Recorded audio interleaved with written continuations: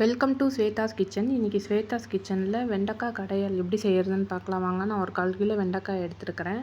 அதை இந்த மாதிரி ஷேப்பில் கட் பண்ணி எடுத்துக்கணும். இப்போ இந்த வெண்டைக்காவை வெறும் கடாயில் நம்ம வதக்கி எடுக்க போகிறோம்.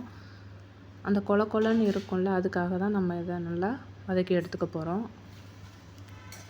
நல்லா வதக்கிட்டு ஒரு பிளேட்டில் மாற்றிட்டு இப்போ அதே கடாயில் ஒரு 2 ஸ்பூன் எண்ணெய் சேர்த்து கடுகு உளுத்தம்பருப்பு போட்டு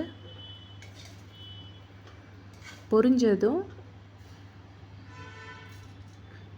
ஒரு 15 சின்ன வெங்காயம், 4 பச்சை மிளகா, ஒரு 7 பூண்டு, 2 தக்காளி, கொஞ்சமாக புளி, இதெல்லாம் நான் கட் பண்ணியிருக்கேன். கட் பண்ணி அதில் சேர்த்துக்கணும். புளியை எடுத்துடணும். வெங்காயம், தக்காளி, பச்சை மிளகா, பூண்டை போட்டு நல்லா வதக்கிக்கணும். இதை நல்லா வதக்கிட்டு ஏற்கனவே வதக்கி வச்சுருக்க வெண்டைக்காயும் இதில் சேர்த்து நல்லா வதக்கிக்கணும்.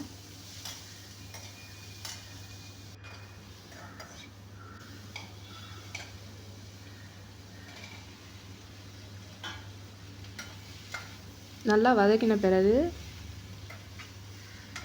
கொஞ்சமாக மஞ்சத்தூள், ஒரு டம்ளர் தண்ணி ஊற்றிருக்கேன், தேவையான அளவு உப்பு, நம்ம தனியாக எடுத்து வச்சுருக்க அந்த புளியும் இதில் சேர்த்துக்கணும். சேர்த்து எல்லாத்தையும் மிக்ஸ் பண்ணிவிட்டு மூடி போட்டு வேக வைக்கணும்.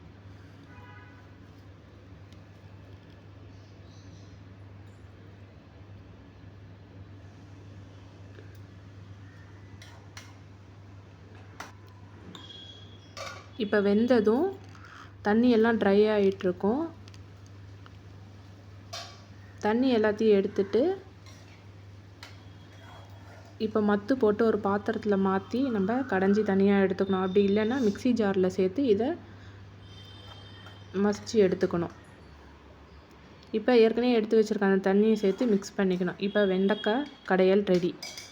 சாதத்துக்கும் களிக்கும் இது ரொம்ப நல்லா இருக்குங்க. ட்ரை பண்ணி பாருங்கள். தேங்க்யூ.